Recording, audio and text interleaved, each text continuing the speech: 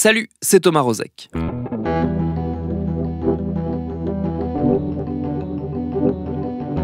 Le 16 mai 2020, alors qu'on sortait toutes et tous un peu groggy de notre confinement, l'actualité a réveillé d'un coup tout un tas de fantômes du passé. Ce jour-là, on apprenait en effet l'arrestation de Félicien Kabuga, l'un des hommes les plus recherchés au monde, fuyant les autorités depuis des années, et pour cause, il fut selon toute vraisemblance l'un des rouages essentiels d'un des pires crimes commis contre l'humanité au XXe siècle, le génocide des Tutsis au Rwanda en 1994.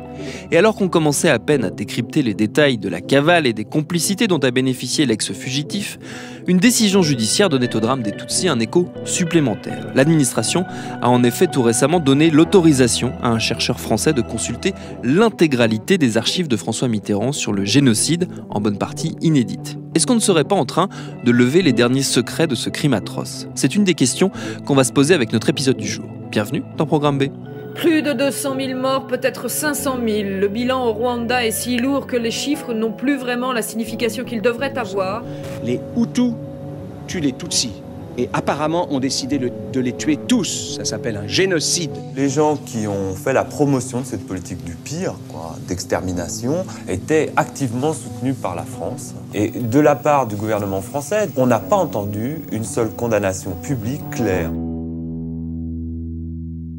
Et notre invité, c'est justement le fameux chercheur que j'évoquais à l'instant, François Graner. Il est membre de l'association Survie, qui est très engagée dans la reconnaissance de l'implication française dans le génocide des Tutsis. Il a co-signé tout récemment avec Raphaël Doridan L'État français et le génocide des Tutsis au Rwanda, c'est paru aux éditions Agon. J'ai commencé par lui demander ce qui rendait ce lot d'archives auquel il a désormais accès crucial, voire décisif. C'est les archives de François Mitterrand, ou plus précisément de ses conseillers. Parce que Mitterrand lui-même, c'est pas lui qui tenait ses archives, c'est ses conseillers. Donc il y a son conseiller Afrique en particulier, et c'est par lui que passaient toutes les informations qui allaient vers Mitterrand et qui en revenaient. Et c'est d'autant plus intéressant que Mitterrand, il est vraiment au centre de ça. Toute la politique française, elle est décidée par Mitterrand, pilotée par Mitterrand et ses quelques conseillers. Typiquement, 2-3 militaires autour de lui, son secrétaire, et puis son conseiller Afrique. Voilà, en gros, c'est lui qui fixe le cap. Donc c'est vraiment utile de voir de l'intérieur la machine d'État, comment ça s'est passé, la circulation d'informations, qui savait quoi à quel moment. Ça, c'est ce que donnent les archives. Et ça complète les témoignages. C'est-à-dire, ça remplace pas les témoignages, ça remplace pas les autres archives non plus, mais ça fait partie d'un tout, et ça permet de compléter, d'affiner, de bien préciser beaucoup de choses. Si on fait un petit état des lieux des connaissances actuelles, en fonction justement des témoignages, des archives qui sont déjà accessibles, des différentes enquêtes qui ont pu être menées, qu'est-ce qu'on sait aujourd'hui, avec à peu près de certitude, de l'implication française dans le génocide des Tutsis ? Alors, ce qu'on a, on a essayé de faire le point dans notre livre avec Raphaël Doridan sur justement qu'est-ce qu'on sait actuellement, et ce qu'il en ressort, c'est ça. C'est que maintenant, peut bien étayer très solidement l'accusation principale contre la politique française, qui est celle-ci. La France ces décideurs français ont voulu maintenir le Rwanda dans leur zone d'influence, comme ils le font dans beaucoup d'autres pays. Voilà, ça c'est une phrase qui est finalement acceptable pour tout le monde, et ils l'ont fait sans trop s'inquiéter des conséquences que ça pouvait avoir pour le peuple considéré. Et ça aussi c'est commun avec la politique française dans plein d'autres pays. C'est presque banal, et pour eux c'était banal. Voilà. Ça, jusque-là, je pense que tout le monde est d'accord là-dessus. Alors, ce qu'il y a, c'est que cette politique les a amenés à choisir, comme ils le font aussi d'habitude, les gens les plus fiables, les relais dans le pays les plus fiables, ceux sur qui ils pouvaient compter pour vraiment rester avec la France jusqu'au bout. Et en l'occurrence, ça a été les chefs de l'armée rwandaise, c'est-à-dire les extrémistes Hutus. Autrement dit, après à peu près, la France commence à vraiment prendre pied très solidement au Rwanda en 90. Elle pose ses pieds depuis longtemps, mais les Belges commencent à se retirer et la France prendre pied en 90. De 90 à 93, et la France avance ses pions, tout en gardant quelques garde-fous, et à partir de 93, elle soutient vraiment les extrémistes Hutus. Et donc, avant le génocide, pendant et après, alors que la France sait qu'il prépare le génocide, elle sait qu'il exécute, et elle sait qu'il a été exécuté. Donc, ces décideurs français ont fait un soutien actif aux extrémistes, en sachant ce qu'ils faisaient et avec un effet sur la commission du génocide, puisque c'est ça qui a permis à ces extrémistes de se maintenir au pouvoir, d'être armés et de perpétrer le génocide. Et d'avoir l'impunité ensuite.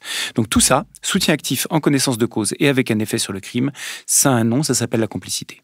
Autrement dit, ces décideurs français se sont rendus coupables de complicité de génocide. Voilà, ça c'est ce qu'on peut dire. Et ça ne veut pas dire qu'ils aient eu l'intention génocidaire, il n'y a pas besoin de ça pour parler de complicité. Moi, je n'ai pas trouvé de trace du fait qu'ils aient voulu exterminer les Tutsis eux-mêmes, mais ils sont complices. Et donc ça, on l'a pu l'étayer, vraiment, avec beaucoup de gens avant nous, et nous en particulier dans notre livre, par des documents très variés, des interviews, des témoignages. Et c'est déjà énorme. Donc dans les archives, on ne cherche pas, si vous voulez, plus que ça. Par contre, on cherche encore et toujours à mieux comprendre, à renforcer et à avoir des points particuliers sur lesquels on peut revenir, qui permettent d'éclairer les dernières zones d'ombre. Justement, ces zones d'ombre, qu'est-ce qui reste à éclairer aujourd'hui ? C'est la chaîne de responsabilité précise, savoir qui savait quoi, à quel moment exactement. Qu'est-ce que vous allez chercher ? Alors, il y a deux choses dans les archives qu'on cherche. D'une part, le travail de fond, c'est ce que vous dites. Essayer de vraiment bien comprendre, bien analyser. Et ça, c'est très important parce que faut bien voir qu'on peut incriminer Mitterrand, mais il faut incriminer aussi la Ve République et la Constitution qui a permis ça. C'est à la fois les hommes et les institutions. Et c'est-à-dire qu'il y a eu beaucoup de lanceurs d'alerte et ils n'ont servi à rien. Il y en a eu en interne, en externe. Même un général qui s'occupait de la coopération a essayé de vouloir stopper cette coopération. Il a été limogé. Enfin, le fait que tous les pouvoirs sont concentrés chez le président et qu'il n'ait à consulter que quelques décideurs, même pas ses ministres. On voit même l'opposition des ministres de la Défense successifs à cette politique. Donc, c'est vraiment... je ne vous parle pas du Parlement. Donc, vraiment, c'est les institutions de la Ve République qui permettent ça. Et donc, le fait de comprendre les mécanismes dedans, ça, c'est vraiment utile si on veut pouvoir tirer les leçons qui n'ont jamais été tirées et éviter que ça se reproduise. Parce que moi, c'est ma motivation principale, c'est d'éviter que ça se reproduise. On peut toujours crier plus jamais ça, mais si c'est juste un cri en l'air, ça ne sert à rien. Donc, il faut vraiment casser ce mécanisme d'institution dans lequel tous les présidents successifs depuis Mitterrand se sont coulés, et Macron en particulier. Voilà. Donc ça, c'est une première chose. Et puis, il y a plus ponctuellement, chaque archive peut donner une information. Alors là, il y en a beaucoup qui ne donnent pas d'informations particulières et d'autres qui donnent des informations très précises. Et moi, je dois dire que j'ai déjà, par exemple, eu accès à une partie des archives que je demandais. J'avais eu un refus partiel. Enfin, d'abord, j'ai eu un refus total, puis un refus partiel. Et là, je viens d'avoir tout. Et donc, sur celles que j'ai déjà pu consulter et que j'ai donc pu utiliser déjà pour notre livre avec Raphaël Doridan, il y a déjà beaucoup d'informations. On les voit. Et d'autres qui ont été compilés par un chercheur qui s'appelle Jacques Morel, qui a fait une grosse banque de données que tout le monde peut consulter sur la question, montrent aussi qu'il y a beaucoup de choses dans les archives qui permettent de voir, par exemple, dans ce que j'ai trouvé, les questions de comment se passe le basculement de la politique française en 93. On arrive à analyser assez bien qui savait quoi. Par exemple, qu'au moment où ils soutiennent les extrémistes, on sait qu'ils sont informés des massacres et on sait qu'ils font le choix de contre-attaquer. Et non pas, il y a des attaques demandant à la France de cesser sa politique et les décideurs choisissent de contre-attaquer au lieu de changer leur politique. Voilà. Donc ça, par exemple, c'est des choses qui sont intéressantes à voir de l'intérieur. Et on voit le poids de l'armée dans cette décision aussi. C'est une décision politique, ou une prise au niveau politique, mais on voit le poids de l'armée là-dedans. D'autres choses qui sont intéressantes, c'est de voir la différence entre ce qu'ils savent en interne et ce qu'ils disent en externe. Soit ce que l'armée sait et dit aux politiciens, soit ce que les décideurs de l'armée et les décideurs politiques savent, mais ne disent pas à la presse. Et il y a un point très important, par exemple, c'est que le centre de l'accusation française, le centre de l'accusation de complicité de génocide, c'est quand, en juin 1994, vers la fin du génocide, quand la France intervient, officiellement pour sauver les Tutsis rescapés du génocide, elle assiste à des massacres à quelques kilomètres d'elle, ou qu'elle voit à la jumelle, et elle a rencontré ces Tutsis, elle sait qu'ils sont menacés. Pendant 3 jours, elle ne fait rien pour les sauvegarder, et c'est que des soldats qui ont désobéi sur le terrain qui les ont sauvés. Autrement dit, il n'y a pas d'ordre parisien, alors qu'ils savent qu'il y a des Tutsis menacés. Et donc, une des choses qu'on a trouvées dans les archives, par exemple, c'est une carte des services de renseignement qui font le suivi jour par jour à l'intention des décideurs et qui montrent très clairement, parmi ces jours-là, le 29 juin en l'occurrence, des Tutsis, des milliers de Tutsis sont pourchassés par les Hutus à Bicécero, à cet endroit-là. Donc, à cet endroit, à cette date, ce jour-là, les services de renseignement informent les décideurs parisiens et on sait que les décideurs parisiens n'ont pas donné d'ordre de les sauver. Voilà, ça c'est typiquement une chose où là, l'archive est utile par elle-même parce qu'elle permet de dater et de savoir un endroit précis, un moment précis.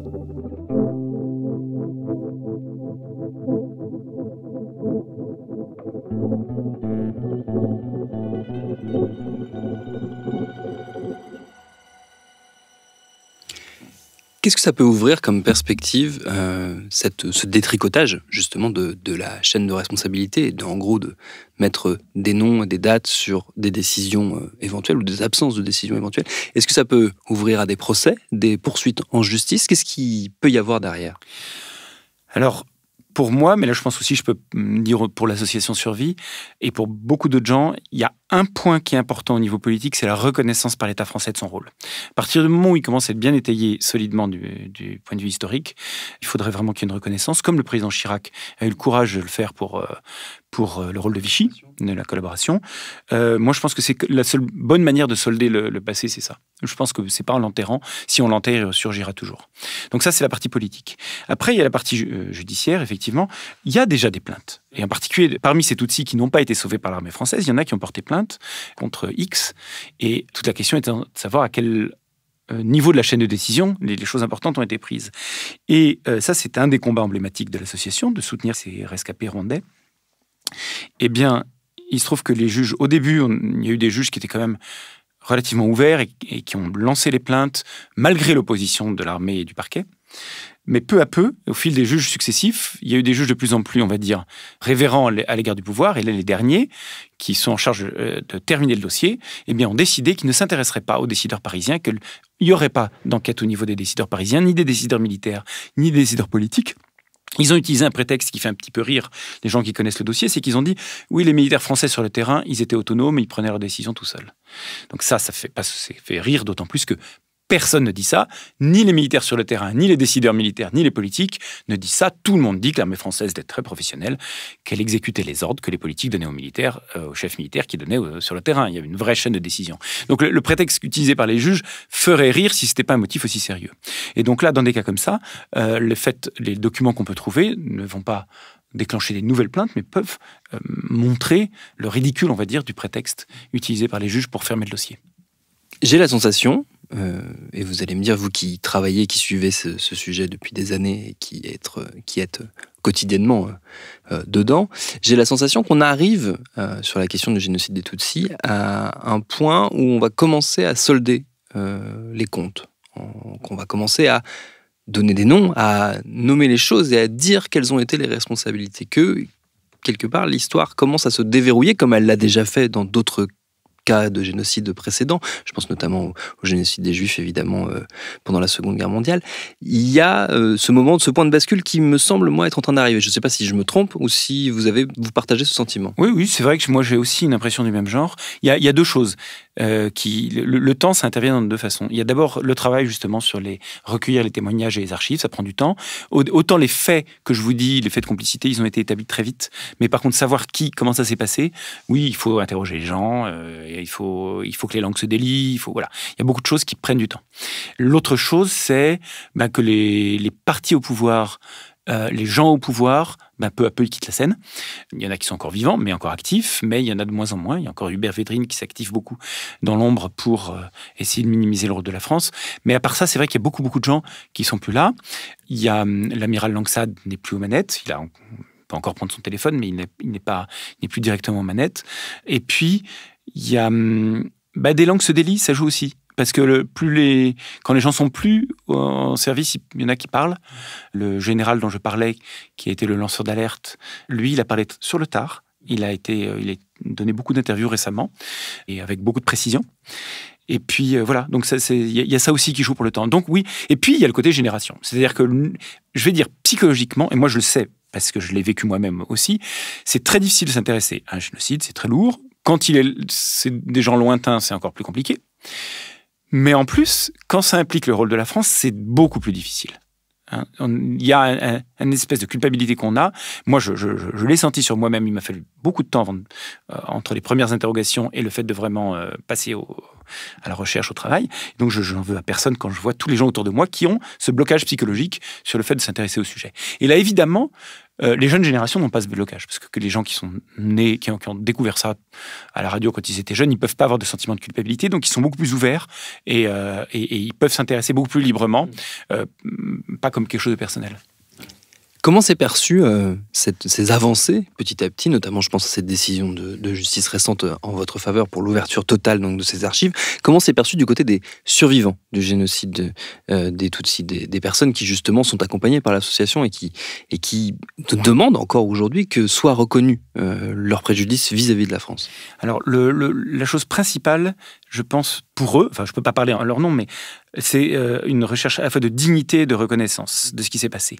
Parce que du fait que beaucoup de gens en France essaient de masquer le rôle de la France, ça déteint sur le fait qu'ils soutiennent de près ou de loin les négationnistes.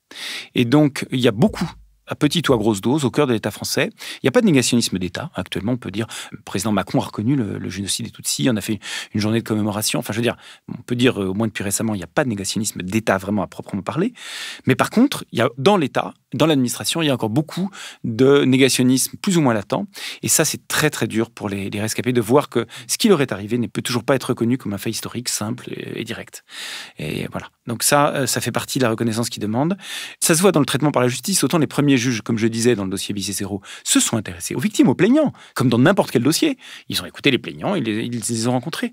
Les derniers, pas du tout, ils ne leur parlent pas, ils ne les écoutent pas, et ils ne leur transmettent pas d'informations, et ils ne considèrent que, on a l'impression, ils ne considèrent que le point de vue des militaires. Donc ça, c'est effectivement très douloureux pour les rescapés. Donc oui, je pense qu'ils veulent juste la lumière simple, mais c'est ça qu'ils veulent, je pense. Cette notion de négationnisme, on la connaît surtout appliquée à l'autre génocide que j'évoquais tout à l'heure, donc le génocide des Juifs en Europe au XXe siècle. Quelle forme il prend appliqué au génocide des Tutsis? On nie la volonté génocidaire des Hutus, on nie la matérialité, la réalité du génocide. Qu'est-ce qu'on nie exactement? Alors déjà, une précision, il s'applique aussi beaucoup au génocide des Arméniens, et là, quand je parlais d'un négationnisme d'État, là c'est le cas, parce qu'on a un État qui nie globalement.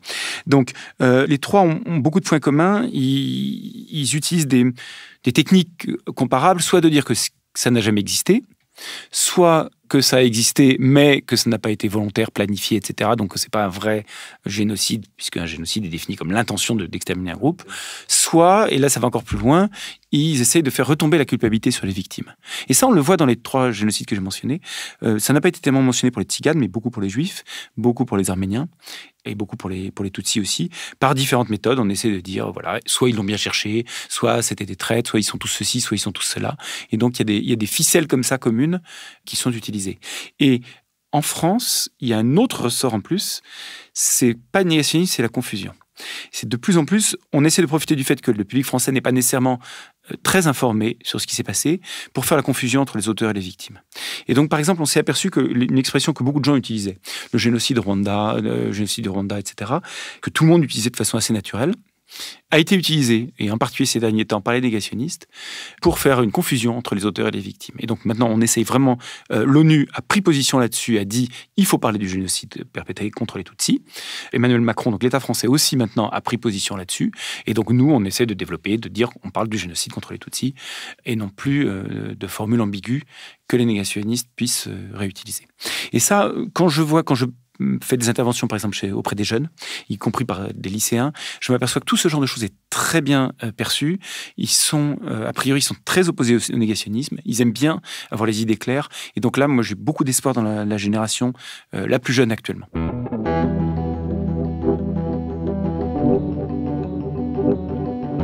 Et c'est peut-être cette génération qui aidera à obtenir les dernières réponses autour notamment de l'implication française dans ce génocide. Il se peut qu'on reparle du Rwanda dans Programme B, on y réfléchit, on vous tient au courant. Merci à François Graner pour ses réponses. Programme B, c'est un podcast de Binge Audio préparé par Lorraine Bess, réalisé par Mathieu Thévenon. Abonnez-vous sur votre appli de podcast préféré pour ne manquer aucun de nos épisodes. Facebook, Twitter, Instagram, si vous voulez nous parler, continuez de bien vous laver les mains, de respecter les gestes barrières et de soutenir le personnel soignant en lutte.